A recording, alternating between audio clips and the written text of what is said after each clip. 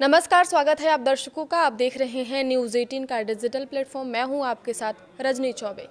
केंद्रीय कर्मचारियों और पेंशन भोगियों के लिए 8वें वेतन आयोग से जुड़ी सुगबुगाहट अब तेज होते दिखाई दे रही है।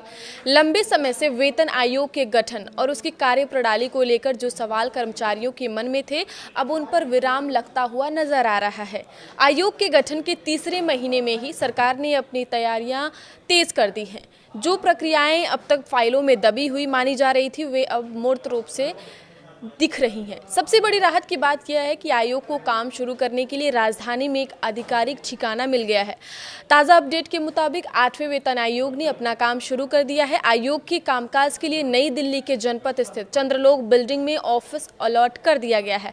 फिलहाल प्रतिनियुक्तियों के लिए जरिए कर्मचारियों की भर्ती प्रक्रिया चल रही है और इसके लिए नोटिफिकेशन भी जारी हो चुके हैं।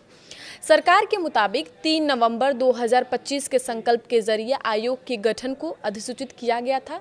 नियम के अनुसार आयोग को अपनी सिफारिशें देने के लिए अधिसूचना की तारीख से 18 महीने का समय दिया गया है। इसका सीधा मतलब है कि आयोग अपनी रिपोर्ट 2027 के मध्य तक ही सरकार को सौंप पाएगा। अभी आयोग के गठन को लगभग 3 महीने बीत चुके हैं और 15 महीने का समय बाकी है। आगामी 25 फरवरी की तारीख केंद्रीय कर्मचारियों के लिए बेहद महत्वपूर्ण साबित होने वाली है।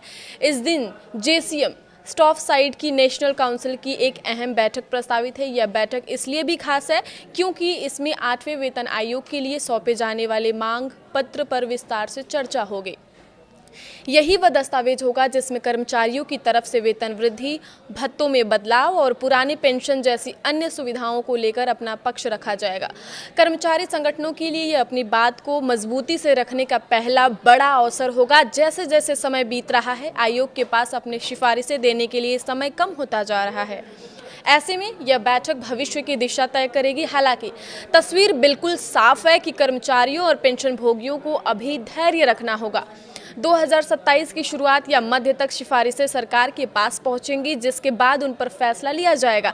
यानी पे स्लिप में बदलाव देखने के लिए अभी कम से कम 1.5 साल का इंतजार और करना पड़ सकता है। आगे की खबरों के लिए आप देखते रहिए न्यूज़ 18 का डिजिटल प्लेटफॉर्म। धन्यवाद।